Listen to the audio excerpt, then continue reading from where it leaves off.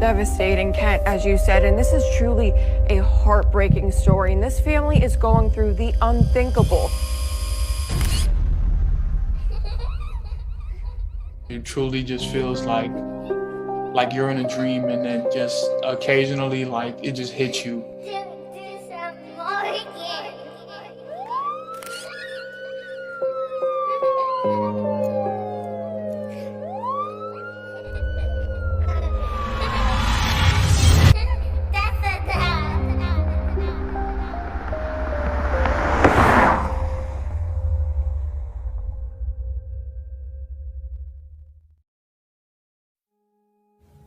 About 9 days ago, I presented a question in my community section.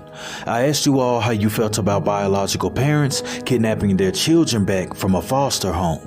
The overwhelming majority had a mixed opinion. It varied by circumstances. Was the child in danger, etc.? You're about to find out why I asked you guys these questions. I recently ran across a case. This case is coming out of Jacksonville, Florida, and it's covering a story of a girl who went by the name of Vanity Cabrera. Vanity will enter this world on July 15th of 2016. Vanity was energetic. She had an infectious laugh. She loved to be around people. She was a dancer, a singer, an artist.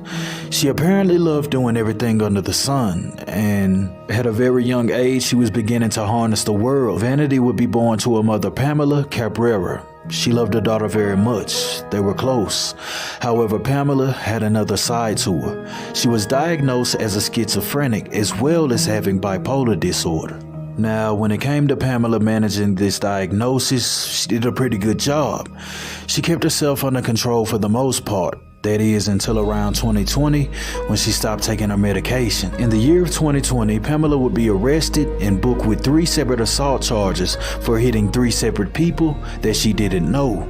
Now, due to her mental illness, when she gets to court, the judge deems her mental ill and incompetent to stand trial. Due to the circumstances surrounding the case, the judge had no choice but to drop all of the charges. But they did make notation in her file that she did have the potential to either harm herself or someone else. Although she wasn't charged, there were repercussions for her actions. Her daughter Vanity would end up being removed from the home, but she wouldn't go far. She would end up living with her aunt Whitney. Whitney and her husband would welcome Vanity with open arms. They would raise her like their own. Now, needless to say that this created friction between the family. I mean, the daughter was taken away from the mother and given to the aunt, so you know how the mother feels about the situation. But she accepts the reality and continues to see her daughter for about a year. Fast forward a year, and it's March 31st, 2022. On this day, Pamela Cabrera would go to see Vanity. But this day was a little different. It wasn't a normal visitation. Pamela showed up with a knife in her hand. On March 31st of 2022, I'm sure that something snapped in her head. If she went and abducted her at knife point, I guess she reached the point where she felt like she was ready to have her daughter back at all cost. So that day, she takes Vanity, she hops in her SUV, and she speeds off. After Vanity is taken, it wouldn't take long before the authorities would be alerted. Subsequently, she would be spotted on the road. This is when Pamela would panic and she would hit the gas, and that's when a high-speed chase would begin. This chase would become very dangerous. Pamela was reach speeds up to 90 miles per hour. She was running through red lights, driving very reckless. This chase would last 20 minutes. And the police were chasing her the entire time. This would be where my first problem would come into play. How do you all feel about police chasing a woman known to be schizophrenic and bipolar on a street going 90 miles per hour for 20 minutes straight? How do you feel about that? I know that you can factor in the fact that she abducted her own daughter at knife point. That's feasible. But to maintain a chase for 20 minutes, in my opinion, was the wrong option. Now, most of the states that I know in high-speed chases whenever it gets too dangerous.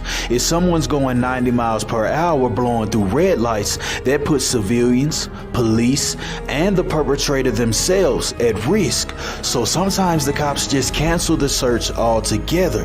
That way everyone can remain safe. But on this day, the police would decide to chase her for a full 20 minutes, knowing that there was a 5-year-old child inside of the car.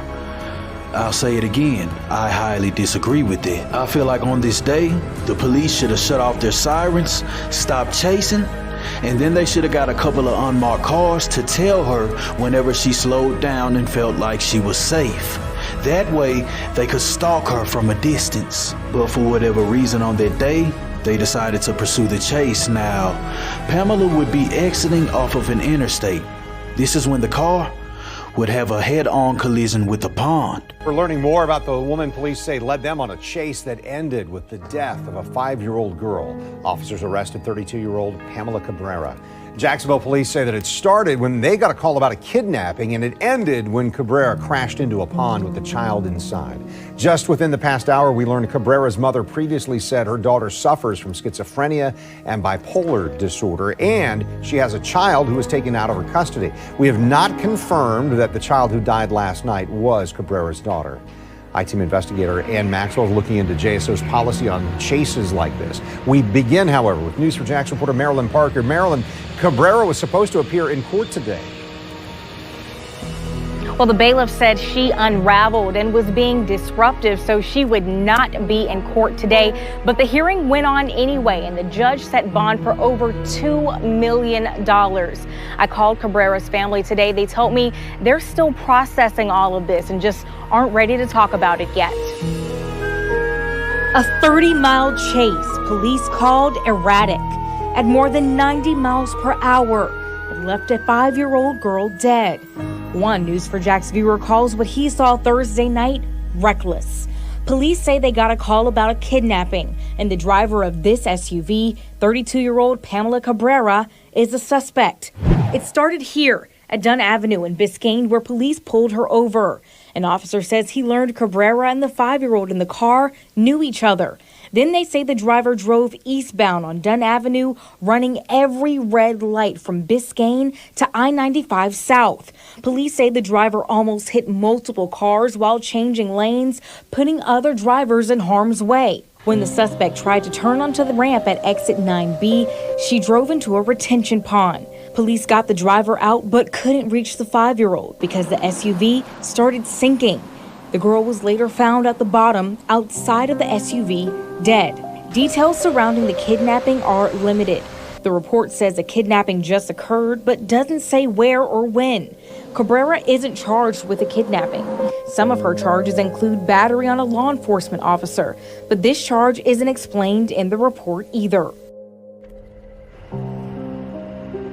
And coming up tonight on News4Jax at 6, we'll show you that affidavit filed by Cabrera's mother, and we'll also look into some of her previous encounters with police. Reporting live, Marilyn Parker, Channel 4, the local station. Now here's where the story goes left. In the first report, Jacksonville News will report that Vanity was found at the bottom of the pond and that she was ejected from the car. Now, they would do a follow-up. And on that follow-up, they would make actual mention to the official police report.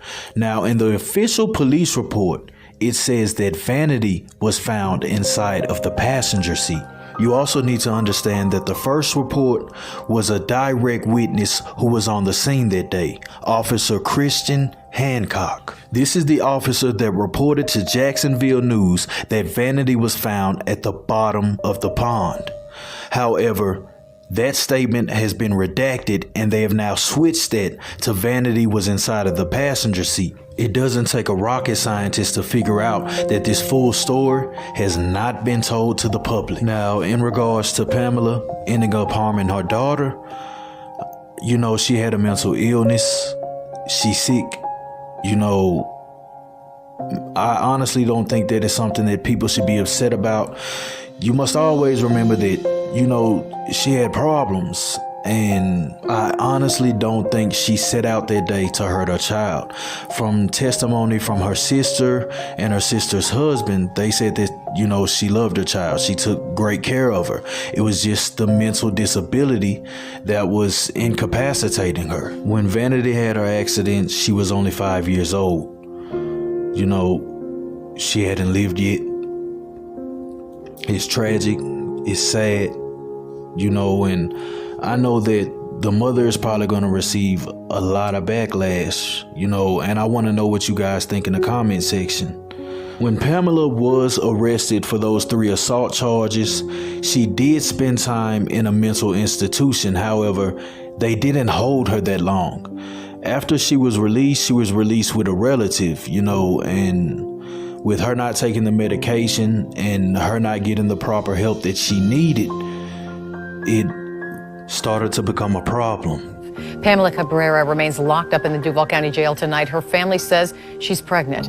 The revelation comes as formal charges against Cabrera were filed by the state attorney's office, including vehicular homicide and manslaughter of a child. And in an interview you'll see only on News 4 Jax, reporter Renee Beninati spoke with Vanity's aunt and uncle. Joining us now. It has to be still devastating for him. Devastating, Kent, as you said, and this is truly a heartbreaking story. And this family is going through the unthinkable. Her aunt and uncle raised Vanity like their own. While they are preparing to lay her to rest, they are also coping with the fact that her mom is behind bars at the Duval County Jail facing serious charges. Vanity Cabrera all smiles after blowing out candles at her 4th birthday party. And here, belting out her favorite Frozen song.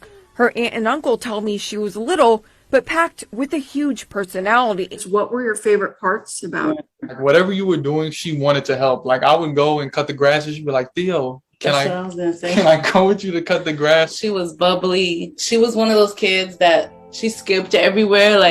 Vanity lived with the two here in Jacksonville after DCF determined her mom, Pamela Cabrera, was unfit to take care of her in 2020.